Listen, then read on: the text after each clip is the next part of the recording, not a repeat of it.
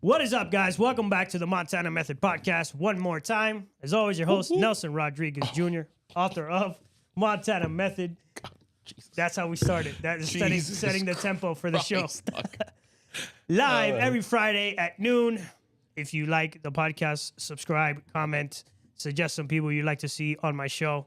This week, my good friend Gus Villa from Gus Villa Jewelry. We're going to get into his jewelry business, how he's killing the game, and more importantly, why he's killing the game in the jewelry business, which is his social media strategies. I actually have been dying to talk to him about the stuff he does because he has well over 300,000 followers now on Instagram, well over 40,000 subs on YouTube.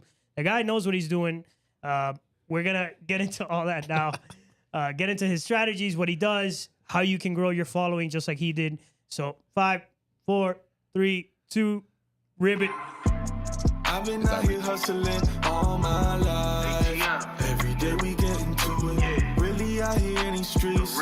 That's day and night. Like there's nothing to it. When I was going through it, dog, I never got your call. I never asked for nothing, no. But now I want it all. I promise I'ma do it. Came from rags to riches. Rags to riches. Came from rags to riches. Rags to riches. Came from rags. Like that. Here we go. Wait, is that these? All righty. Gus, welcome to the podcast. Dímelo. What's up, bro? What's up?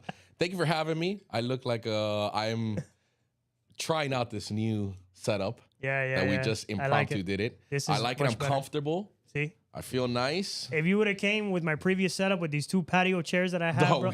No, they're huge and they're comfortable. But the good thing is they're so big that to get the camera angles in this room, it's Babo, like... but when you put me on before this in a little chair, I look like a clown on a tricycle, my guy. That was ridiculous. So No, thankfully, and how about we the creak? changed The creak sounded like it crawling out of the sewer. It was like an old haunted house when the white people go in. Like, you know what I'm saying? The Hispanic people and the black people look at the screen. Don't walk in the house. Yeah, Don't do it. That was awful, dog. That was awful. No, but I feel comfortable. Thank you for having me. Of course, bro. I'm excited to be here because you did my podcast, so I appreciate you bringing me to yours. Of course. I'm pumped and I'm ready for it. Excited, bro. Let's get it. So first and foremost, how was your holidays, vacations, all that stuff? You know, vacations are always like the best thing to happen to me and the worst thing to happen to me simultaneously. Because at the beginning of it, you're like, yes, bro, I'm free for 3 weeks, dog. But what ends up happening eventually is you, wherever the hell you go into this, in this particular case, I went to Australia for 3 weeks. My girlfriend lives there. I went to go see her. And when I was over there, undoubtedly, I was working. You know what I mean? So like, it's cool. And then towards the very end, the realization of having to come back, Bro, it's always the worst. to here, to Miami. And don't get me wrong, we live in the most beautiful city in the world. I stand by that. And I've been to many cities in the world. This is the most beautiful city in the world. So I'm glad I get to come back here and not like, you know, Charlestown, Wisconsin or whatever. So I'm happy and I'm great. I'm grateful. But nevertheless, like the first 2 to 3 days of being back here Bro, is hilarious. It's kind of depressing. No offense if you live in Charleston, Wisconsin. In Wisconsin. No, but Wisconsin. Wisconsin. Oh, that's the way T-Pain said it in that song. Yeah. Put you in a mansion in Wisconsin. Somewhere in Wisconsin. Brother. That's funny. I'll tell you that one of your podcast was one of the better ones I've done because you really thought about what you wanted to ask me. You actually read my book. Oh, yeah. You'd be surprised how many times I've pulled up to a podcast and they've been like, so, you know. Tell me about your book. What do you mean? Jerk off? Like, what's the point? Yeah.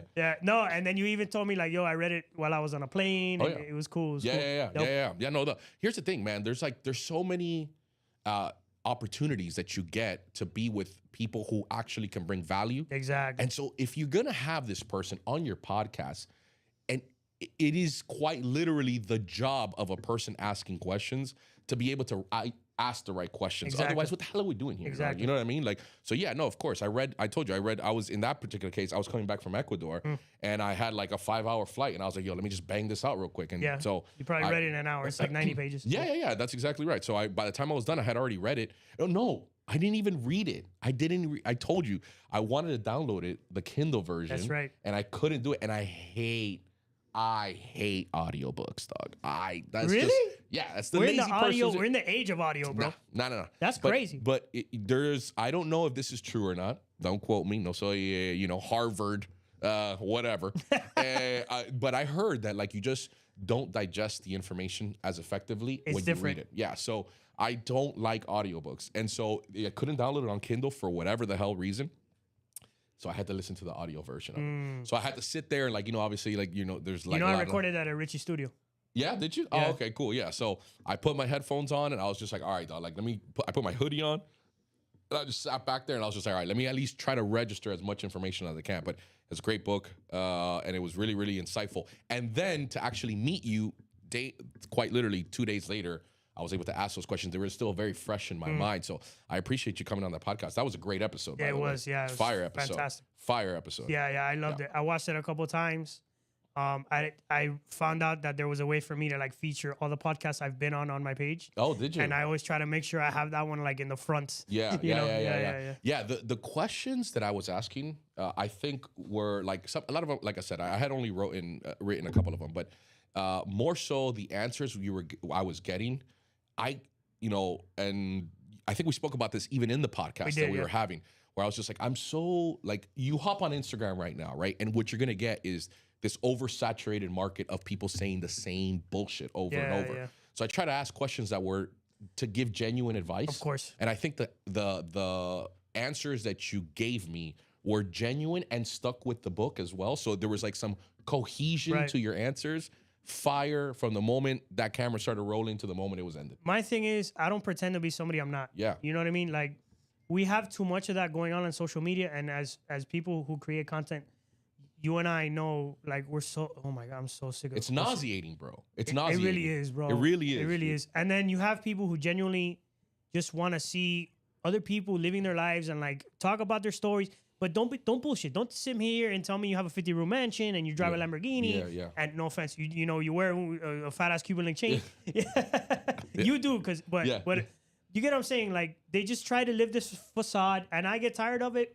And I just don't. I don't do that. Like, I don't rent a $10,000 studio and hire 5 models and to put on the facade. I live my life, and the content I put out there is just based on my experiences and things that I think can bring value to other people, because at the end of the day, what you go through, somebody else is going through out there. Yeah. You know? Yeah. So yeah, especially now in the information age, bro. Like, there are so many things that people could just relate to 100%. on a genuine level. It doesn't have to be like, most people out there are struggling with some shit. of obstacle, problem, whatever.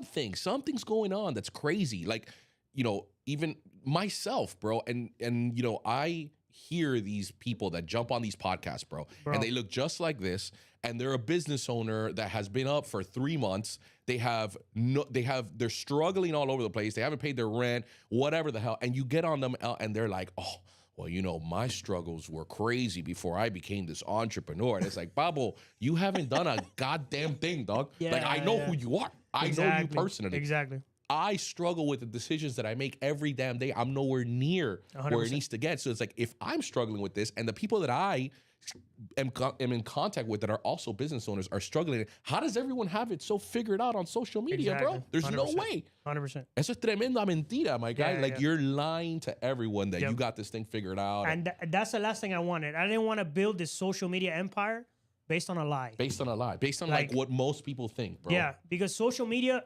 again, going back to what you and I know, social media has become so abundant that even the fakers can make a ton of money. 1000%. And so it's not a matter of being real. It's a matter of being catchy. Yeah. It's a matter of but you can be catchy and be real at the same time. Yeah, bro. Look, I'll give you a perfect story of what I was talking about. Maybe 5 months ago, I don't even know if I may have told you that story, maybe not, but I'll tell it on the podcast again. I was in an Uber, right? And the guy was like, we were going somewhere, and I never order an Uber Black, like the fancy ones. So don't think that because where this story is going is like some sort of predecessor to how I am. Right. I order an Uber X, bro. I don't care. I was a little banged up. To be fair, Uber Black. And I ordered an Uber Black, right? And so like a fancy car kind of comes For those in. of you that don't know what Uber Black is, it's the very fancy version. Yeah, the very fancy car. So I jump in this Uber Black. Again, I don't order the Uber Black. And it was this dude who had like this, Beamer. It was like a 5 Series Beamer. So I jumped in there. I was like, oh, what an idiot. Here I am paying $40 for a $12 ride. But whatever, here we are. So I jump in the Uber, dog, and then the guy starts like, you could just tell he's a chatty Chad. And I'm like, oh, here we go. He's one of the dog. guys. Yeah, he's one of those guys, bro. And I'm like, oh, here we go, dog. And so I'm in the back, dog, and I'm just like, all right, well, I'm trapped. So whatever. Might as Like, well talk to this guy, whatever. let's chat, Chad. And the guy starts telling me that like about all this stuff, right? And he's clearly an Uber driver, which again has nothing to do with bearing on what I'm saying. But the way he starts talking to me, he's like, oh, what do you do, whatever? And I'm like, oh, well, I own a jewelry company. And he's just like, oh yeah, like I've been looking for a chain. Can I look you up? Bob, he looks me up and he's like, oh snap, like I see you have a bunch of these followers, whatever. And then he like, you have a YouTube channel? I'm like, yeah, it's it's Gus for the Jewelry. Boom, jumps on there. He's like, oh shit, like whoa. And I'm like, bro, like relax. I'm you know what I mean? Like relax, Pablo. I'm not even. No, but that's the thing. That's credibility nowadays. That's guess. what people. Yeah. I guess whatever, dog. So I'm like, oh, chill, dog. Like it's chill. And he's like, bro, I'm also a consultant. He's like, yo, I gotta make ends meet here. Like sometimes I don't have enough for my consulting service. And I'm like, oh, that's gangster, dog. Like, you know what I mean? Like, do you? And he's like, yeah, bro, like I do this Uber thing because I rented this car. It's a little bit out of my budget or whatever. And like, so to get to where I need to be. And then he starts telling me, he's like, bro, I rent this car because like whatever, like I got to come out of my videos and like, as a successful person, but I don't have it like that yet, but I'm faking it till I make it. And I look at him and I'm like, bro, I got out of the car. He gave me his YouTube channel.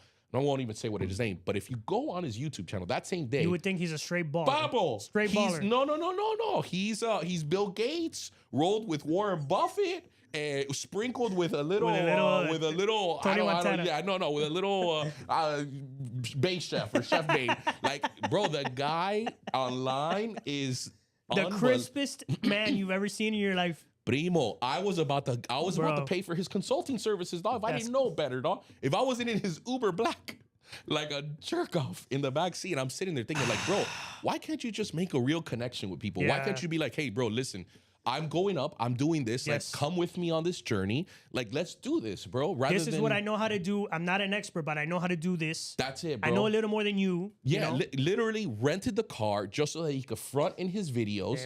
And he can't pay for the car, so he's Ubering so that he could do that. And the whole thing was just a sham, dog. But again, if I'm sitting there like a fat jerk off after like eating, I don't know how much pounds of meat that I did that day. Pause. I'm sitting there looking at him. I'm like, bro, this guy sounds good. Yeah. And he's out of his Beamer. Yeah, Depo's on no sick head, dog. And he's doing all this crazy stuff. And I'm looking at him like, bro, if I didn't know better, if I wasn't in the back of this guy's Uber. I dropped a stack on this guy right now. What is it, dog? How much is your book? It's 1,000? Oh, that's a good bargain for me. And the guy can't pay his own bills, Bro, it's just, there's a fine line. I think, so I've been in that situation where I felt like an imposter, but the difference is I've owned a company. I've done these things. I've sold millions of dollars. Like, the things I talk about are things I've really done. Sure. You understand what I'm saying? When you haven't done it and you're trying to talk about it, that's when you should reevaluate what you're doing. Yeah. I agree 100% with what Gus is saying. Make content that's real and authentic to you, to your situation, to what you're going through. And that is what's going to resonate with people, bro. Yeah. People want authenticity. That's why the Instagram stories are a thing nowadays. People like seeing you throughout your day, being a normal person. This, like, super exaggerated type content where people are like not relatable anymore. No one really cares about that anymore. You know what I mean? It's not. 1,000%. I mean, look, there is nothing quite literally outside of maybe two other businesses, outside of just pure and unadulterated vain bullshit than the world of jewelry. Oh my God, I can imagine. Primo, there's not, I mean, because all the people who want to front come buy jewelry. 1,000%. Yeah. Other than, I mean, I can't think of something other than maybe cars and clothes. Well, all those people buy jewelry, so it's like. It ties in. So I'm under the same, like when I go to sell something, I'm always under like fashion or clothing and accessories, and jewelry is always the subcategory because I'm bunched into that group. There's nothing outside of jewelry that is more so about fronting in the world, I think. Maybe outside of, like, let's say, for instance, a car that you buy that you can't pay. The world of jewelry, especially jewelers, is literally super fake. It's about faking it, dog. It's about how much money can I show so that I look like an established business, and therefore it brings validity to my business, and then you could purchase it. I am not of that train of thought whatsoever. And you know that's what I mean? why I like your vibe, bro. Because it's just, you know what I mean. I'm quite literally the opposite, and I, because the thing is, like, the reality of it when you break down things now. When I started this jewelry company, like, I quite literally I don't have rich parents. Like, I didn't have a loan. My dad didn't give me like, oh, here's 100 stacks. Go open up a jewelry business. Right. I had none of that. My mother isn't rich. She still works for the Miami-Dade County transit system. You know what I mean? Like, there is a level of struggle that I went through, and I was of the thought of, like, if people can see a regular idiot kid from Hialeah Right. go through this process and have somewhat of success, there are people right now that have been following my journey the whole way. When I was in my car, that I was just like, should I lie about the car that I have? Should I lie about anything that I have?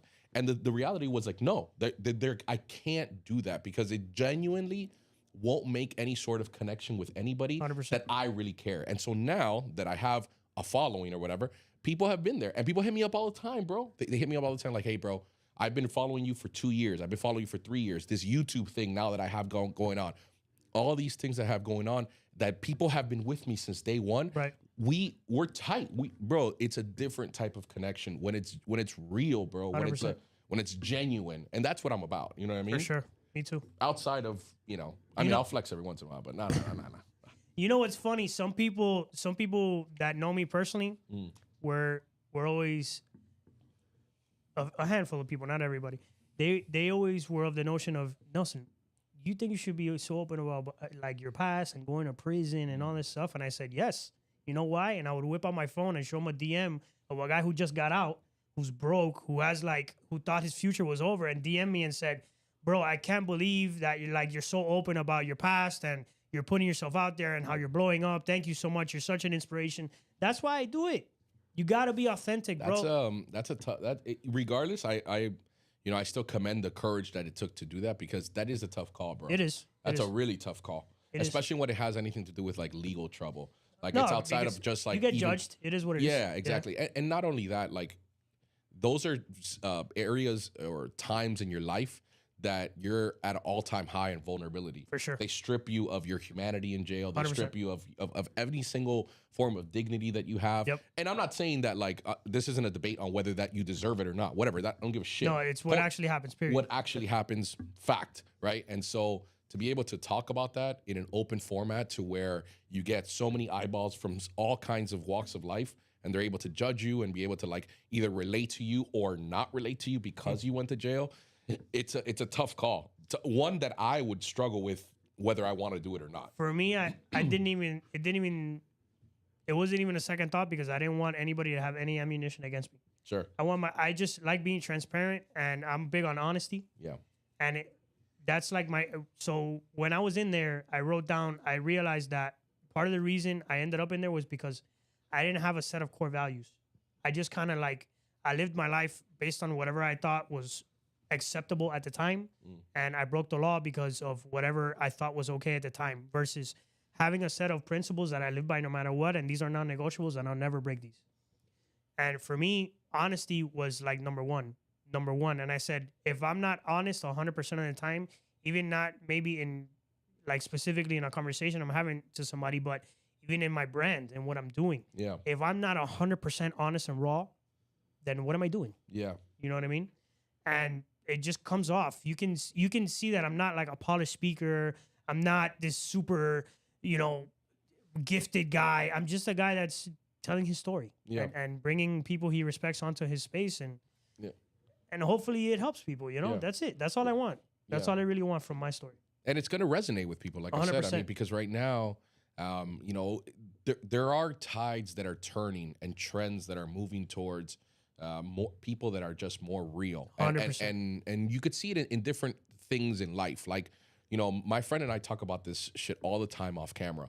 And, look at the things that you were able to get away with, that you're able to get away with now. And it isn't until it started to happen right now that hasn't happened maybe in the last 5 to 10 years. Like, with the whole cancel culture and things Bro, like that. don't even get me I'll started. go on a tangent with that Yeah, stuff, yeah. but things that were just accepted as just humor and things like that, and then that whole culture like of just saying, oh, you know what, I find that disrespectful, I find that offensive, I'm gonna cancel you now. And then that whole tide, when anything is so extreme like that, it begins to shift the paradigm of how people accept and consume content. 100%. And so now I think especially right now, bro, it's happening more than ever. That's why people like Dave Chappelle aren't getting canceled 100%. and Matt Rife and all these things that had controversies, whereas before they would be banned from any single sort of platform. Now they are not being banned. The same thing is happening. I can relate it to my world. So before, when COVID was happening, this is even 3 years ago, everything about watch sales, because I sell watches, was about how much money you were gonna make. Right. And this is how much money and all these people and all these And flashy there was a big bubble, right? Like it reached to like huge. every week the watches were getting more it was expensive. the most insane year of my life, practically, dog. And everything was just going up and up and up and up, and scams and this and that, and it was just so insane. Nobody had lived it. And so all the content creators were just talking about how much money they were making, right? And it didn't become about the watch collecting. It no longer became Came that. about who had the fattest pocket. Yeah, exactly. And it was how much money were the watch dealers making? Yep. How much money did I have on my wrist because blah, blah, blah, blah, blah, and whatever. And then there is that elemental side to it. But the reality is 99% of people out there are buying and collecting watches because you love the art of watches. That's it. And so now those guys, the guys that are only talk about that, you could see it. You could see them transitioning over because people are sick of it. They want real shit. I want you to talk about the watches. I don't care how much you make on the watches no more, bro. Talk to me about like, look, I spend my hard-earned money saving up for this watch that I'm obsessed with. I want you to talk about the actual watches. And so everything is changing, brother. Everything is changing. People are sick of the guy who just talks about how much money he has and buy my course. They want to know about a dude who went to jail. They want to know about a guy who has insecurities, who doesn't know, who doesn't have it all figured out, who doesn't smooth talk, who doesn't motivate, and is scared just like me behind the camera. And that's what I portray, and I think that's what you portray, and that is why you're going to be successful in what you do. Because people want to see somebody that's a few steps ahead of them. Yeah. Meaning, like, I don't want to see a guy who's a billionaire because that's too far ahead into the future, and I can't believe that I can do that. I can believe that I lost 60 pounds. I can believe that I made $5,000. I can believe that I started a business and within 3 months I got 5 clients. These little stepping stones that people like you and me have done, and that's why more people. Okay, let me go more towards this guy because may not have it all figured out, but he's a few steps ahead of me. And guess what? I know I can get there. I'm not gonna get there. Yeah, you know what I mean? And they're gonna give you also, and this is what it ultimately boils down to. They're gonna give you practical, real life advice. Yeah, I'm like a big thing for me, bro, is these super generic, and we talked about it on my podcast. Super generic bullshit advices that people give. my bro. favorite are the rappers now that all of a sudden they're all motivational no. fucking Okay, speakers. hold on, dog. They're all Gary Nah, V. bro. No, they're Gary V, bro. It's ridiculous, dog. And I'm not hating on Kevin Gates or any of those guys, but it's like, bro, No, primo, is that all of them are saying no, the other day I saw Snoop Dogg saying some motivational shit and people on the comments, oh my God, yeah. And I'm like, bro, this guy has been saying it's the same regurgitated bullshit, bro. I could tell you like the top 3 of them that I always hear, bro. It's the same rinse and repeat. So if you do want that unattainable person, then go out there and get it. But for the people who genuinely want to grow and want value, the people who are just a couple of steps above you 100%. give you more practical advice. Like this is actual advice. Do this one thing and see if that works. And it may work for you. It may not work for the 100%. other person. You know what I mean? Because that's also a big thing, bro. People think that because they did it their way and they shoot that advice out there in the world that's going to work for everybody. And it's not true. It may work for a certain amount of people, but it's not going to work for everybody. And people start doing all that shit like, oh, just cut off. Yes. The one that I always say, just cut off all your enemies and cut off all the bad people. And it's like, that's the worst advice you could ever give someone. Primo, like, wake up, dog, wake up. That's not how this world works, 100%. bro. But it sounds cool on the podcast, right? Right. And so this is the way they say it. Let me tell you, you know what? I live by I don't live by it, but I try to keep it relevant whenever I make decisions about people and the people I'm around. keep your friends close, keep your enemies closer, that whole kind of thing. Sure. There's some real validity to it when people are like, oh, cut them all off. Bro, I don't know if you should do that, bro. You should keep an eye on your competition. I'm just saying you should kind of know what they're doing. And Look, I'm a big believer that everybody has some sort of purpose when it comes to business. I don't know. I'm talking about your personal life. And if someone did dirt with you and you want to cut them off, that's cool, okay. Gucci. That's your. But that's not what we're talking about. Yeah, I'm talking about in a business standpoint. 100%. The way business works for me, I can always say for me, the way business works for me is that everyone has like a bucket, right? Just think of it that way. And you have a bucket, I have a bucket, everybody has a bucket. And everybody does these little micro favors for each other. Right. So that eventually, if you need a favor, I'm going to pull from your bucket and say, hey, I need a favor now. And that's how it works. And so I go around doing these selfless acts of care. And again, at the end of the day, it has to be genuine as well.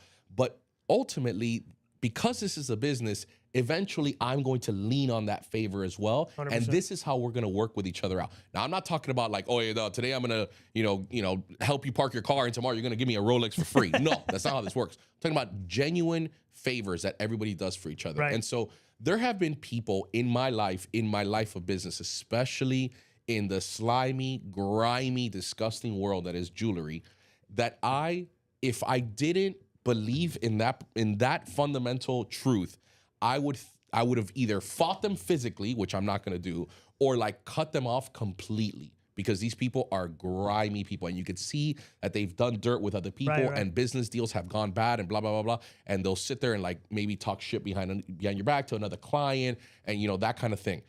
But if you go off and you cut them off, you know what I mean? If you ever were to need that person in whatever it is, even though it's a fake friendship and a fake relationship, when it comes down to it and you need a favor, that person will pull through for you. And I've done it myself. I have, and I'm thinking of like certain people in my life that have done that to me. And I've still kept some sort of business relationship. Even if it's a fake handshake, hey bro, what's up? Hey, good, chilling. And I know how they are as a fundamental person. But when I need a favor, I'll go back to them and look them in the eye and ask 100%. for that favor. And they're the only ones that have been able to pull that off.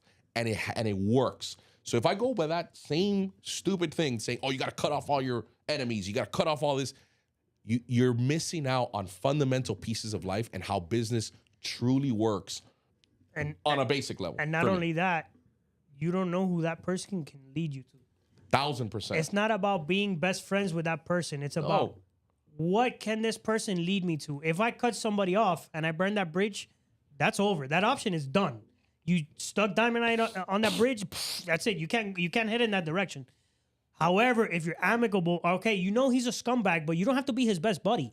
Just be amicable, keep arm's length, and like, all right, when I need to pull this card, I'll pull this card. That's exactly what it is. And you never know, because that guy could lead to a guy who lead to a guy who lead to a guy who wants to buy $1 million worth of jewelry. In your case, or in my case, that guy could lead to a guy who wants to start a podcast, and I could end up signing tomorrow the biggest podcaster in the world, and my media company just things like that. You know what I mean? Like, and I've seen that kind of stuff happen in my life, where through meeting somebody, and boom, this.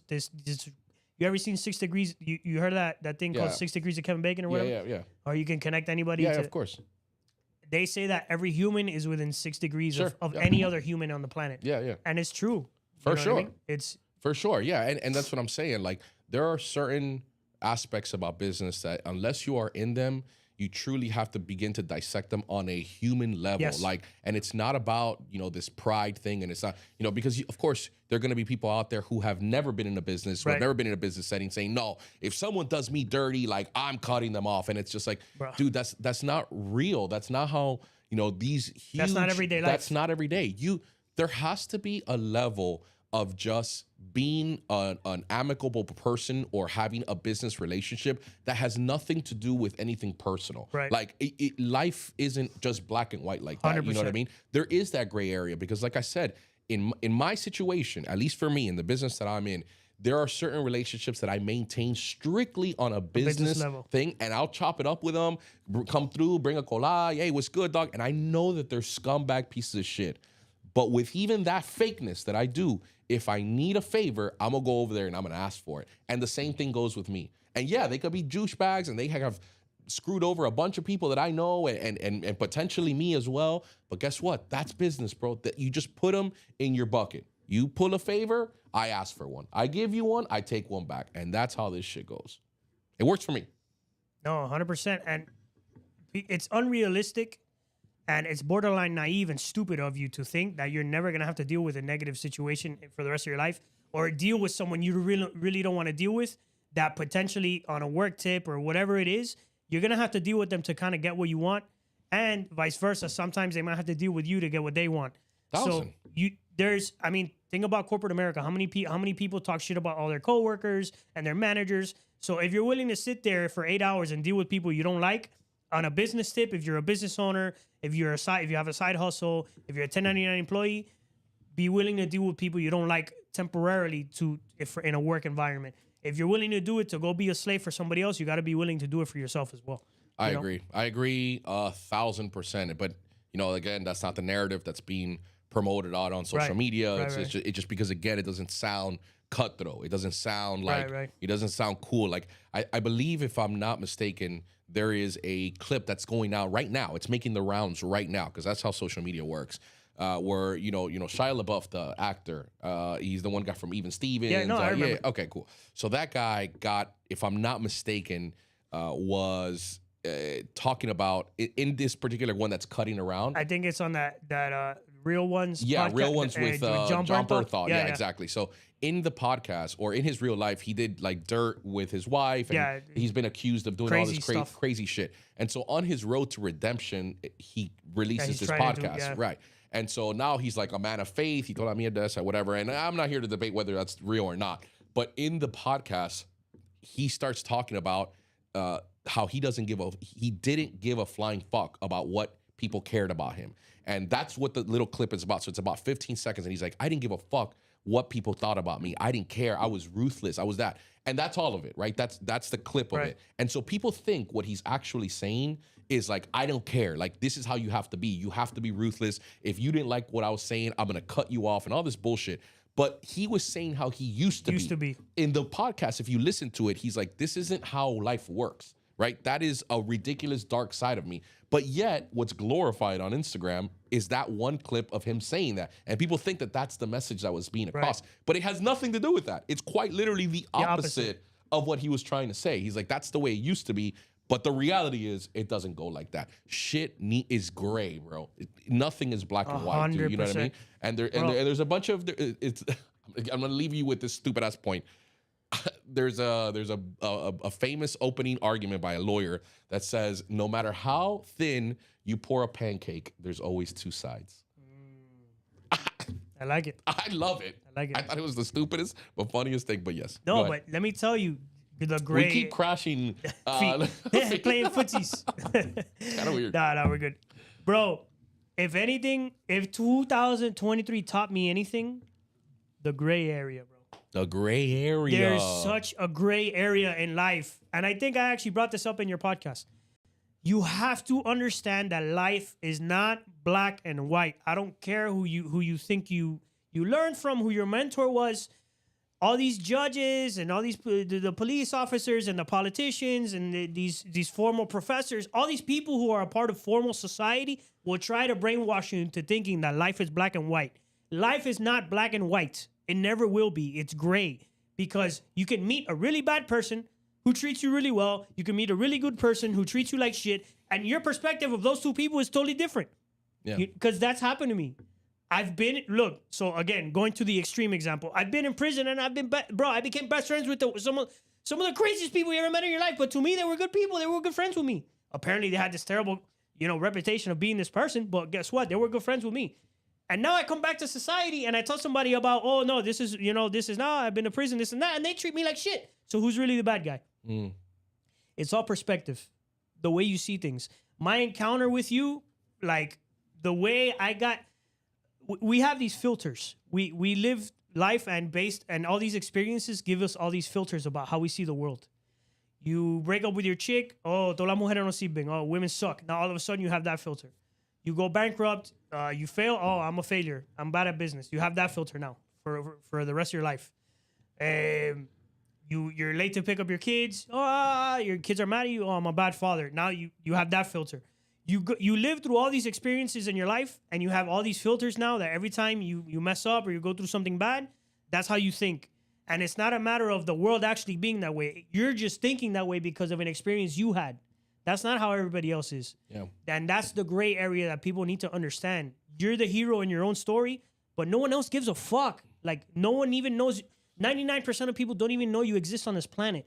So those filters and that black and white thing that you have in your brain, it's like literally the Matrix. Like, once you understand that life is not black and white, it's literally like Neo jacking out of the Matrix. Yeah. It's like, oh wow, I see like when Neo becomes the one and he's stopping all I think my interpretation is that like, wow, he sees the gray area. You know what I mean? Like, he sees, now I get it. Life is really this way. It's not the way I've been taught. It's like there's much more. You know what I mean? Yeah.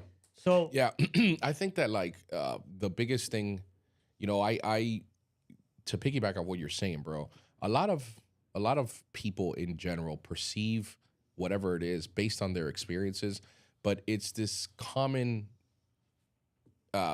underline. I can only compare it to like when I video edit, that I throw what's called a LUT. What a LUT is like, I'm gonna grab and I'm gonna throw a blanket over this whole thing, and it's gonna look different, right? And so that LUT that people have in their lives, and a lot of people that I'm around, is very, very distinguished, and you can easily tell when someone has it and when someone doesn't have it. And I'm lucky enough to have one side of it, and I'm gonna explain to you what it is. I have very, very distinct roles, what my parents taught me. They've been married 40 something years, and they were big influences in my life. And I think that my mother taught me how to like have determination, right? And she also taught me how to be relentless in my determination and whatever it is I'm getting, because she's a very determined woman. Sounds like my mother. Yeah, and so I think that's a Hispanic mother thing. Yeah, for sure. And they rub that on you. But I think that one of the biggest things that my father taught me, and I always thank him for that, is something that to me is the most invaluable thing that you can possibly have. And my dad taught me at a very, very young age, when we were real kids, that like everything is about your mentality and how you look at it. That's it. And when you talk to people in general, when I meet you, when I meet my boy Richie, when I meet anybody that I'm ever interacting with, it's the number one thing that I look at when they're looking at any sort of situation. Are you the kind of guy that looks at a cup and he says, this is half full, or is this half empty? That's it. That's it. That's the one thing that I've noticed about anybody that I've been. And the reality is, at least in my situations, is the people who are business owners, the people who are successful, the people who are whatever it is, they always think positive about any situation that they're in. It doesn't matter what it is. So to those people who say like, oh, you have to cut these people off or what, if I can have a conversation with them within the first 30 seconds to a minute, you can automatically tell that they are the ones who think negative, bro. 100%. And it's about such simple situations. Yep. The things that you can control is your attitude and how you can perceive things. Bro. Whatever happens, say somebody banged up your car, bro. Say right now we're talking on this thing and your laptop falls over. The XR plug gets disconnected. Are you gonna be the guy who freaks out? Are you gonna be the guy who whatever? Or are you just gonna say, oh, let's just plug it back in and go live again, right? That's it. It's just a mentality thing. And my dad, when we were a kid, you know, he was a religious dude, so we used to go to church, and he used to play these DVDs that he himself was absorbing to motivate himself to start, you know, whatever he was going through, whatever. But as a kid, you begin to subconsciously receive that information. Right. And little things that, like, I never, very, very few times have I ever seen my dad angry at anything that we were doing. And we would go through these crazy situations, and I would look at my dad, and he was a rock, stable, bro. It wasn't always high, it wasn't low, it was just right there, dog. And whatever it was like, all right, let's get through this. Like, if I was having an issue, whatever it was, and it began to weave in my brain, my subconscious brain, how to handle situations, even keel, and have this positive outlook, no matter how fucking ugly shit got in my life, ever. If you just look at it with a positive outlook on life, your entire life is woven completely different. It's the same life. You could be just as shitty as the guy next to you, but if you just have that positive outlook, and I'm talking about on a microcosm. I'm not talking about like this, like, oh, just think of just life is this, happy-go-lucky utopia. No, you can get down about certain situations, but how are you looking at things in a microcosm? If your fucking Dunkin' Donuts order got bad, are you gonna get pissed? Are you? Oh, they're not there. They're playing with me. They're messing around with me. Like that. Everybody always knows that one person at McDonald's that's just freaking out. It's like, bro, I don't want to be like that guy, dude. But that's a microcosm of how that person perceives reality, and in general, how anybody does this, bro. Are you positive or are you not? Yes, that's it. And I bet that same person who's freaking out about the order at McDonald's is like, they're pissed because their boss yelled at them at work, so they go home and they yell at their kids. They go home and kick their dog. They go home and yell at their husband. Kick their dog is some awful shit. Yeah, but that's and they're probably human and feel bad about it later. That's crazy though. But I bet money that same kicks person. His dog. There's a great audio I can offer to everybody by Zig Ziglar. It's called "Kicking Your Cat." Go listen to it. It's really good. Yeah. We might not have enough time to tell that story. Maybe I'll tell it later. But anyway. That person, it's about emotional awareness, bro. Sure. Have you ever read Meditations by Marcus Aurelius? Mm-mm. Bro, everybody who's watching me right now needs to go out. When this live stream is finished, go to Barnes & Noble, buy yourself a copy of Meditations by Marcus Aurelius. It is possibly the most influential book of all time. And the crazy thing is that book wasn't even meant for anybody to read it. It was Marcus Aurelius' personal journal. Marcus Aurelius, for those of you that don't know, he was the most prolific and powerful emperor in the history of Rome. Sure. The guy wrote a journal, and the journal somehow got out, and somebody found it thousands of years later. They turned it into a book. The thoughts this guy had was crazy. One of the main themes of, and I'm going to butcher it, but life happens to us all. What makes you great is your reaction to it. Mm-hmm. That's the only thing you can control. How you react to situations is everything in life, because the same tragedy that happens to you, happens to him, happens to me, happens to everybody. No one gives a shit about what you're going through. You know why? Because I'm going through it too. I'm a human. You're a human. We all go through tragedy. We all have divorces. We all have family members that die. We all get sick. We all lose money. We all go bankrupt. All these crazy things, they happen to everybody. So why are you so special? Why are you allowed to freak out when shit happens to you? And all of us have to just be this. No, bro. How you get things in life and how you get results is by learning how to react to it, not being this super emotional, immature little baby about, oh my God, I stubbed my toe. Oh, I ruined my day. You know what I mean? Yeah, I think that like to put it into perspective, it's how, I was just talking about one of my boys. I won't, he's probably going to hate the fact that I'm going to tell his story, dog, but I feel like it's such an important one that's happened in my life recently. And he is like one of my really, really good friends, dude. He had this job that he absolutely hated. And I've only seen his story from afar, but because he's one of my good boys, I'm going to tell it to you so that we can understand how this goes. He had this job that he hated, and he wanted to start his business. And so through like me and him chopping it up, he ended up taking that leap of faith, bro. And he started his own business, and the business started kicking ass, dog, like kicking ass. And so for 3 years, his business thrived. More specifically, last year, it began to plateau because of the type of client that he had. And so that plateau happened, and I don't want to be like the guy who says, I told you so, because I hate those people. But I started telling him, like, bro, like, you should start beginning to sell a different product, because the product that you're having, yes, it's paying your bills. Yes, it's doing great. Yes, it's putting money in your bank account every single week, and it's successful, and it's better than eating a dick at your other employee. For sure. So what you did was a good decision. However, there has to be something more to it. You have to be hungrier. And that person lost his hunger for that. And now, recently, back in November, that line of product where he was getting his stuff from no longer is available. So his line of product, all his eggs were in that basket, and they no longer became available. And he was faced with the reality, once again, after having this success, that he was going to maybe have to go back to an employee type of job again. Right. And we had this real, like, dark heart-to-hearts, him and I, just sitting in a thing. And, he was, the one thing that he was going through was, how was he able to get over it mentally? He had already told all his friends, that his job, that his company was doing great. He was on everywhere. People knew him like as the dude, whatever. And then now you're going to have to eat that dick and go back to work, because at the end of the day, you got bills to pay. Yeah. And your business isn't doing what it needed to do. And so there were these conversations of how his mentality, and he's one of us in the sense of like, he always looked at things positively. But when things got really, really ugly, it started to spiral, bro. And the main thing that I wanted him to focus on was how he was perceiving the situation, bro.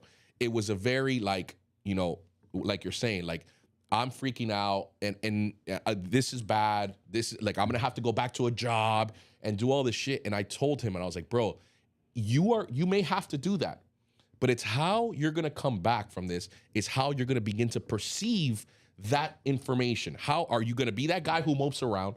Life is coming at us all, Pablo, and it sucks, and it's unforgiving, 100%. And it's unrelenting, and there's nothing that you're gonna be able to do to stop you being in horrifying situations. 100%. And it's how you deal with it. And it's up until now that he's still on the bottom end, and he's still gonna have to get that job. But it's how are you going to react, bro? How is it, you know, that famous Rocky line, without sounding so goddamn cliche, which I'm gonna sound like right now, but it's like, it doesn't matter how many times they get knocked down, it's how much you can get up and keep fighting. Yep. So it's like, you're gonna get knocked down. And right now, I think about it to myself, and it's something that keeps me up at night. Like, you know, I'm opening up my first physical store, taking all these insane risks that I might make one false move, right? I sell one bad watch, $100,000 down the drain, and someone steals from me, whatever the hell happens, and now my business is no more. And Gusville Jewelry, se fue parque, my man. Like, it's gone.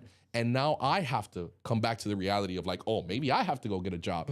And it's how you constantly live with the fear of if something can go wrong, that gives you some sort of edge to be like, okay, cool. Like, I do have to make better decisions. I can't take things for granted.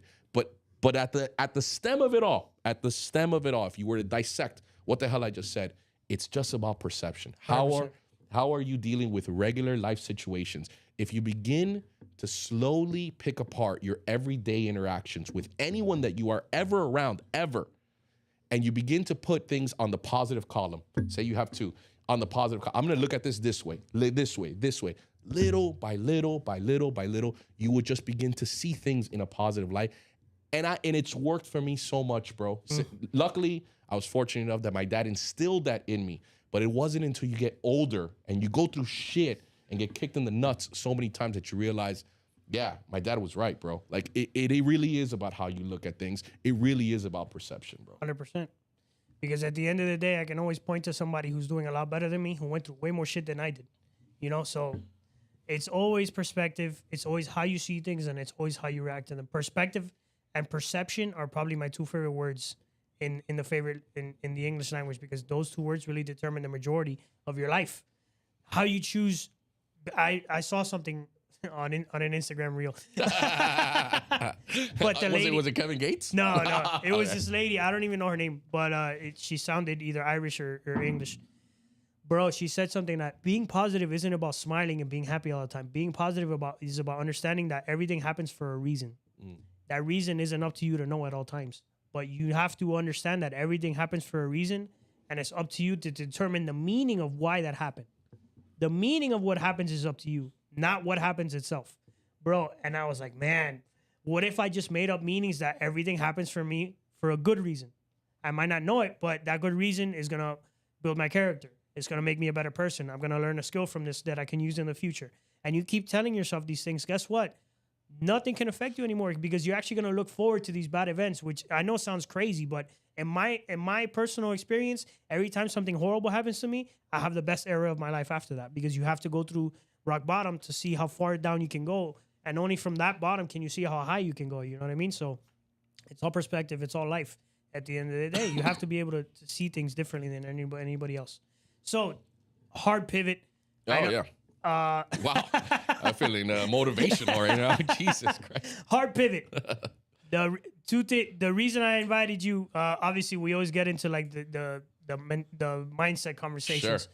But bro, I've always wanted to talk to you about how you kill it on social media, because oh my God, that's a hard pivot. Yeah, I know. I thought you were gonna ask me something completely different. All right, cool. All right, let's get it. Yeah. All right. So, how did you start? And Social media? Yeah, like Okay. what? How'd you? I got a long story and I got a short one. I'll give you the short one. I mean, Because the long one, yeah, because we're almost done here. Jesus Christ! And now it's when you're asking me this. It's gonna. Oh, ironically, it's gonna tie back to what we were talking about. So how I created social media accounts is the long run is I started off in the stupidest way ever. I started off in 10, 12 years ago. I was working at T-Mobile at the time. No, this is longer than 2. I was 22. This would have been 14 years ago. Okay. And I'm 36 now. So I would have been at T-Mobile, and I was quite literally not doing anything with my life. I had quit school. I knew that I wanted to own my own business, but at 22, Pablo, you think you're gonna come on, dog? Like, I mean, there are some entrepreneurs out there, but I was not an entrepreneur at 22 at the time. By no stretch. I just wanted to smoke weed, talk to chicks. Like, come on, bro. Like, I'm 22 in Miami, dog. You know, 22 in Miami. Yeah, In what year? 2000? Yeah, like I mean, 2009. 14 year, 2009, 2010. Exactly. It would have been that year, like around that time, and I was working at T-Mobile, and I didn't care about anything, but I had opened up Instagram. Instagram was You remember brand the new. G1? Oh my God. The G1, what do you the T-Mobile phone. You remember the G1? Yeah. Oh, but that was even later. The Sidekick. Yeah. Sidekick had just like finished fading out. Fading out. Yeah. So I had at the time I had a Galaxy S3. I don't even know. I think it's like Bro, a 20 you were something. pimping. Oh, Pablo, I was killing the game, dog. Killing the game. So I had this phone and I was on Instagram and I saw this Instagram that still exists to this day. That was like the first Instagram post that ever came out. Yeah, well, this is an Instagram that's still on to this day, and I can attest that Instagram account, and you're gonna be like, what the fuck? It's changed my life.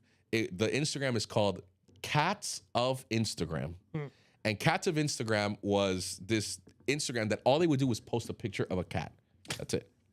That's all it was. Sounds like TikTok. But back then, you know, Instagram was completely different. And so what I did is I was growing a beard at the time. And so I snapped a picture of myself and then like I grabbed a bunch of pictures on Google and I grabbed a bunch of pictures and people with big ass beards and I posted them just because I whatever. And I named it Gnarly Beards of Instagram, just like Cats of Instagram, right? That was it. That's all I ever did. And so Gnarly Beards of Instagram became this thing where when you would put hashtags back in the day and that people would find you through those hashtags, but it was a lot more prominent. And within an hour and a half of me posting this picture and then a couple of other pictures, I started to get likes. And then I was like, what the hell is this, dog? You know, I didn't think I was going to get anything. And fast forward 2 to 3 days later, I would post every single day, just Googled images of this. Beards. Very, very shortly, I started to run out. I didn't know what I was doing. I was just experimenting with this. Don't ask me what kept me going on posting. It was the addiction of getting likes. That's all it was. And so after a while, I forgot that I couldn't Google any more images. So I started going through the hashtag beard. And I would go there and I would like a bunch of pictures of guys with beards. I know, kind of weird. But after a while, I got like the guy with the biggest beard and I reposted him and I did what was called Gnarly Beard of the Day. And it was one dude that I featured on this thing with a big ass beard and that was it. And bro, that whole experiment of me doing that lasted about 6 months. And I got to 10,000 followers. And I was like, okay, now I have like this following. Back in like 2011, bro. That was huge. That was huge for me. That's when Instagram just came out. I remember at the time, no one had even cracked 1 million followers. It was unheard of. Nobody Baby had stages, it. yeah. Yeah. It was nobody had it. And at the time, I was just posting, trying to grow an Instagram account, but I didn't know what to do with it. And people were tagging me like, yo, Gnarly Beard, feature me on the Gnarly Beard of the Day, you know? That's funny. And I didn't know what I was doing. And so at the time, I was just experimenting. And I said, okay, cool. Like, what is this whole underworld of beard life? And they have beard competitions that they hold and stuff like that. So I was like, oh, I'm going to go to one of these things. And I showed up to one of these competitions that they have around the U.S. And it was like a bunch of people from all over the U.S. with big-ass beards. And they recognized me for the first time. And that addictive, like, feeling of notoriety, of, like, popular, as vain as it may sound, I became addicted to that. And I realized, like, this is what I want to do. I want to do something with social media. So I grew that account till about, at the time, it was like 35,000 followers. Bro, which, Papo, for that time, was insane. And it used to still be chronological. So you would post a picture and you would get 1,500 likes. Wow. Back then was crazy, right? Yeah, bro. I did that. And then I went back into my original love. Even though I had that, I asked my dad to borrow $10,000, and that's the story I told you that I fucking asked my dad. My dad didn't have it. He took it out of his 401k, paid a bunch of taxes on it. I invested it thinking that with 35,000 followers, I was going to become the next Tommy Hilfiger because I was going to make a shirt that said gnarly beard. Right. That business failed, and I still owe my dad that money. Put it like that. He's never asked for it anyway. But afterwards, I started doing pottery. And then I made a whole thing called Gus the Pothead, and that account still exists to this day. At its peak, it grew up to 100,000 followers, which again, this would have been 8 years ago. It was a big thing. But the skill or the amount of followers wasn't the thing. The skill that I picked up on was how to create an audience. And the one thing that I could possibly tell people who are trying to create any sort of audience is the personalization aspect of it. I began to realize that it didn't matter what I threw. It didn't matter how many beards I posted. It didn't matter any of that. People didn't care. They didn't resonate with that. What they resonated with was the story that I would tell through the caption. This is back in the den. And so the story I would tell through the caption, if it was something that was cool back then, and they still exist now, the pottery guys would do these pottery. And yes, it's a mesmerizing thing, but they would be like without their shirts on. And Pablo, I'm not the guy you want to see without his shirt on throwing pottery. Let's keep it a buck, you know?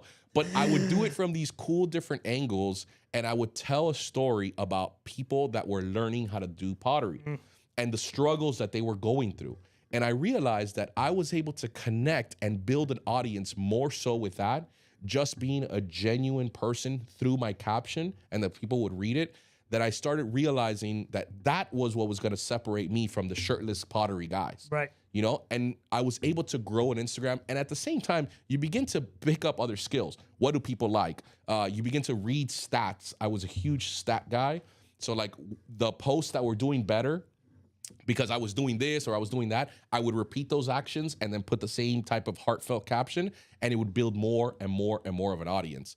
And to the point where I was so confident building audiences on Instagram that, you know, I started my own company. And that's what I did for 3 years. I would shoot just like, you know, this camera setup that we got here. I had all the camera equipment and all that, and I would show up to people's businesses and I would grow their Instagram account through the personalization. Because that's, you know, to a certain extent, and I see on your stories, that's a beautiful thing when you are able to connect on a genuine level, not fake shit, bro. Not like on some like, oh, this is, you know, we're out here popping bottles. I'm talking about real shit that you go through on an everyday basis. If you are able to relay that message in a positive and a way that fucking connects with people on some real vulnerable shit, you are able to build an audience that people are going to stick around to you in ways that you never thought possible. Now, it still has to be cool. You still got to be funny. You got to be charismatic. Yeah. You know what I mean? You have to do things that are entertaining. But I was able to build that company. And then eventually I met the business partner that I had before. And then I told him, hey, listen, you suck at creating content. I'll create the content. You teach me jewelry. And then after a year and a half, I realized that like having a partner wasn't going to work out. And that's when I started my own company. And how I'm able to build the content that I have now is quite literally that. Like if you go on Gus Villa Jewelry and you scroll all the way down to last year or 2022, February, when I started it exactly the same. I said, I'm not going to lie. I'm not going to tell people something that they don't want to hear. You are going to hear the caption is going to say something genuine of someone who is really scared to start this journey by myself. And you're going to go through it with me. And if you want to go through it with me, you're going to see things that I'm going to fuck up on. You're going to see things that may not necessarily be good. And it was just genuine. And then I started showing my face in them. And then it just spiraled out of control. And then I had a couple of videos that really went viral, still with the principle of this isn't an Instagram where I'm going to pop bottles or you're going to see me pull up in Ferraris and like with like 17,000 chains and be like, oh, buy this shit from me because I'm an established jeweler and I'm a millionaire. Nah. You're going to see a dude who works hard, who makes mistakes, who's fucking scared out of his mind to do what I'm doing, and that if I make it, then we all make it, son, and that you could do it too. You know what I mean? And so that's how I'm able to build audiences on a personal level. You started Gus Villa Jewelry on Instagram in February of 2022? Yeah. Brother. Yeah. I'll take a self-clap. Nah. Brother, so in 2 years, you've built an account with 300,000 followers. That's fucking impressive is what that is. Yeah, bro. yeah. That's, you know, but it, you know, like I tell people all the time, bro, I don't have a fucking secret sauce. What I don't do is nothing that no one else can do. And I say it the exact same way, bro. if you put yourself out there in a way that you can make a genuine connection, and you read, it's a combination of, if it were a fucking pie, if I had a pizza pie that was this big, right? Half of it, this side of it, would be make a genuine connection. Show vulnerability. Show the fact that you don't have it all figured out. Now, I'm not saying to go out there and be like, oh, today I'm so scared because I can get a sale. Like, no, bro. Right, Like, don't do like a selfie on the toilet when you have constipation. Dude, like, you know what I'm saying? Like, oh, today these nachos went down really bad. Oh my Like, God. no, don't do that. Don't do that. Right? Don't do that. Have a personable, like, genuine connection that you want to portray a message that's genuine. The other 25 and 25, the other 50%, the 25, and it's probably more important than having a genuine connection, is how consistent are you at putting out content, bro? Right. So many people that I've coached, they're my boys who are like, yo, show me how to do this shit, right? I tell them, all right, bro, like, how many pieces of content are you putting out every week? Are you putting out once a day? And I'm not talking about just once a day. Everyone could do that shit for 3 weeks. Anybody can do that shit for a month. Do that shit for a year. Do that shit for a year, yeah, Papo. Bro. Not one day without a piece of content. Today, you can look at my post. I got a post today. I got one lined up for tomorrow. I got one for the other day. And they're good, interesting posts. So it's how consistent are you? And then that other 25%, the magic number, the one that people don't look at, that people need to start looking at more, is look at your stats, bro. The stats are going to tell you what people want, where they want that juice. Let's say, for instance, you have one, and I look at you because I'm constantly looking at the numbers. That's all I care about when you get to the level of like growing big Instagram accounts. You have one that you pinned on your account that's 2 million views, and it's that girl talking about that Porsche thing, right? Yeah. If that works, and that's gonna get you that exposure, Babo, pin that thing 1,000 times and tell everybody to tell you a story like hers so that you can clip it and make it viral again. That's what you do. It's the numbers. You look at the numbers. Bro, if you look at my account, the things that went the most viral are the stupidest things in the world. It'll be like a chain going through a rolling mill, but it'll be like clack, clack, clack, clack, clack, clack. Bro, that one had 22 million views. So guess what I did? Every other 2 weeks. Clack, clack, clack, clack, clack, clack. Go hello to you, dog. 1,000%. It's not a mystery. Just do it. Do what worked. It works, bro. It works. We were talking about this off camera. Like, oh, a chick like has 1,000 subscribers or 10 million subscribers. A million subscribers to shoot. Yeah, shooting guns in a naked like yoga pants or whatever. Yoga pants on her thumbnail. Primo, do it a million times. Different color yoga pants. Take the yoga pants off. Who cares? Whatever, bro. It works. If I look at my YouTube numbers, I know it works. Exactly. I know it works. Like the words Rolex work. The words this. So guess what I'm going to pump out? I'm going to pump out content that people want to watch. 100%. This is a game of numbers. And if you look at your numbers along with a genuine connection that you can make about what you're actually experiencing, anyone can do that. And that recipe is repeated over and over and over. And don't take my word for it. Do it and see if it works. I think it's crazy how we started the podcast talking about authenticity on social media. And the whole thing about what works for you is just being authentic on social media. It's fucking, the universe sometimes works out that way. Oh. Yeah, full circle. Yeah, 1,000%. Gus, my brother, it was amazing having you on. Thanks, man. I always wrap up my podcast asking the same 3 questions. Oh, God. Okay. So I'm going to lay them on you. No, okay. Pause. I just had my buddy Jesse Jazz last week on, and he's like, it's so primitive that he works with but he works with Cameron. So he said it during every time I said something, the noise in my throat. Pause. It's such a stupid, funny thing. I don't know why. Yeah. So question number 1. Go. What inspires Gus Villa? Oh, what inspires me? That's crazy. That's a crazy question and very complex, but I'm going to respond it to you really quickly. Anyone who is like me, who has the same things as me, who, like you said, is not the billionaire guy who I can't relate to Warren Buffett, a white rich man. Yeah. But if you're brown, or if you're from Miami, or you're from the gutter just like me, and you're doing it, oh my God, bro, that shit, like, when people tell me their stories, and like, when Richie, our boy, tells me a story about like something that's happening to him, I'm like, dog, this guy's just like that's my boy, bro. There's nothing that he's doing that I'm not doing. That we shit and eat at the same, juice palace, Palacio de los Jugos, dog, we're the same. And you're doing it so raw, like I agree. To me, that Because like lights a fire under my There's ass. so many people in this world that choose to give into the fear, that to run into one guy who says, I'm scared shitless, but fuck that. I'm going to do it anyway. Bro. I'm gonna give you a brief story, and it's about you. When I was speaking to my boy Richie, I told you this on the podcast, but this is real. This is what I'm telling you. This answer is a genuine answer. It's people like me who are doing work just not as like me, but like I'm saying, like in the sense of They're going after it. they're getting it, dog. When I was talking to Richie, he would, I could see him like you tagged in your post, so your post would come up on my feed. And it would be so many new guests on this guy's podcast. And I'm like, bro, I call up Richie to the point, I called him up, dog. And I'm like, yo, what's good, dog? And we chopped it up for like 10 minutes. And I'm like, oh, yeah, bro, let me tell you the real. Who the fuck is your boy on this podcast, this Montana Method podcast? Like, this cat has a new guest every single day, dog. Like, dog, if you could believe this guy went to jail. And before he went to jail, homeboy filmed all those shits, dog. And I sat there and I was like, nah, dog, there's no way. Like, Papo filmed all those shits. All that guy does is work, dog.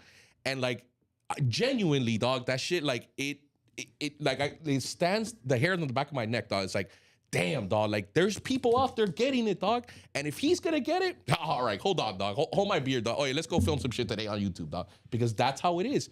It's shit is inspiring. If it doesn't do that to you, bro, you don't got it, dog. If you aren't inspired by, if what it creates is hate, what it creates is envy and all this shit, and you can't give anybody flowers when they're doing well, bro, this ain't for you, dog. 100%. Stay working at the toll. Go flip burgers. Go flip Burger Kings at Burger King. Oh yeah, bro. don't be mad. UPS is hiring. My boy Biggie said it, dog. Bro, Olvídate de eso.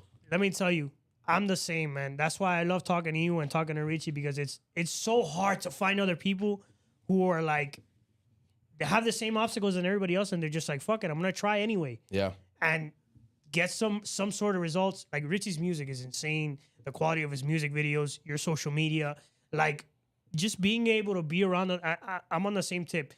Fuck your money. Fuck your. Oh, I got all these bitches. I don't care about anything yet, bro. What I care about is, man, you're a normal guy just like everybody else, and you're getting some results because of how much work you're putting in, and you have the same insecurities and the same fears as everybody else. You're just choosing to be different. That to me is, bro, beautiful. I love that. That's enough for me to bring you into my circle and be like, bro, this is a real guy. You know what I mean? Yeah, definitely. Question number 2, Gus. Hit me. What's next for you? Physically, I have a store coming up. Fire. That's crazy daunting. I've never had it. I've never been an owner of a retail store. It's just been. You have like a grand opening day? Yeah, so it's gonna be sometime at the middle of March, depending on when my cabinets and everything get like that. Fire. I'm gonna have a launch party. Richie's going. All my people are going. We're gonna shut down the whole little area that I'm in. They're probably gonna call it cops. Fuck it. It's gonna be crazy. But that store is coming. I have new products that are coming out. It's a bunch of stuff that like doesn't really matter. The point is, this year, it's big risks. It's about risks. That's what I'm doing, because it gets to a point where like if you continue doing the same thing, yes, it's very successful, but there's I'm gonna sound like a stupid podcaster, and I'm gonna kick myself in the nuts the minute I get in my car. I can't believe you said that, but there's levels to this shit. Fuck, just even coming out of my mouth, I want to kill myself. But the reality is there is. Yeah, I know, exactly. Like, thank you, Kevin Gates. Is there really levels to it? Like, okay, great. Oh yeah, you're breaking Meat ground over here. Yeah, no. Okay. Unbelievable what I just said, though. But there is there is the funny. people who get to this level and they have success, and then to get to that next level. No, 100%. To get to the next level, you have to take risks. Big ones. Big ones, bro. The ones that make you borderline shit your pants. Oh, yeah. 1,000%. 1,000%. So that's what's like this year is about risks. I already wrote it down, and like you can't be afraid. Scare money don't make money, Papo. 100%. And you got to go for it, dog. So that's what it's going to be about. So store and a bunch of other shit. Fire. Well, you know me, dog. If you need any support, I'm there, bro. So thank you, bro. I appreciate you. No, of course. Last question. Oh, there's one other question. 3 questions. How do you want to be remembered when you're no longer here? Man, if for all my friends, I tell them the same thing. Tell everybody quite literally the same thing, and it's so cliche, but it's so real, dog. Like, I just want to be someone who was a genuinely caring person, bro. And that's all that I care. Like the people that I don't even say my employees because it puts me at a level that's higher than them. And the way I run the company is I am the luckiest dude in the fucking world, bro, because I do have some banger people that work on the team of Gus Villa Jewelry. I never am above anyone. If I die today, I go home, a car hits me, whatever. No one could say like, oh, Gus is a piece of shit, bro. Like, I try to show genuine empathy and care and genuine content when you meet someone. Like, I guess the whole point of all that is like, are you real, bro? Are you genuine? And I think that if I die or when I die, the people who worked for me can say that. The people who I worked for can say that. My family can say like, yo, Gus was just an all-around solid dude. That's all I wanted to ever remember. He never lied. If he said he was going to be there, he would be there. If he said he was going to be there on time, he was going to be there on time. If he said he gave you your word, like the same thing my dad always told me, palabra de hombre. If I said I was going to do something, I was going to do it. I was just a solid man, and that's it. Can't get any better than that, man. Yeah, bro. Gus, so my final, you remember I told you I had a surprise for you? Oh, God, Jesus Christ. Here we go. So this is the surprise. What are you about to do? So talk about timing, right? Oh, God. Are you about to give me your old watch? So funny enough, this week I'm stacking up the bench press. Uh-huh.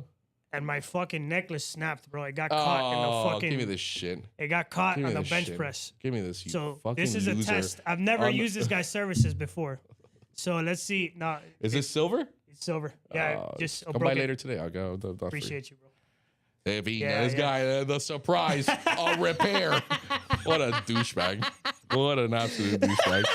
Yeah, I'll fix it for you, Nelson. Christ almighty, Doug. Oh, yeah, thank you for having me on the podcast. Thank you are you, one bro. of the most genuine people I know, to be honest with Appreciate you, bro. I've only had very small interactions with you, and that's the only thing that upsets me about this, because you're genuinely one of the coolest, most hardworking inspirations to me, people that I've met. Appreciate that. And I know that we're going to have a friendship outside of this fucking camera bullshit. For sure. 100%. So, alrighty, guys. All right, guys. That was Catch you guys in the next one. Special episode with Mr. Gus Villa, jewelry extraordinaire, social Yeah, media, right. magnum, Gary V of Hialeah. Hialeah, Gary V. Oh, God. Gary V. Yeah. Alrighty, guys.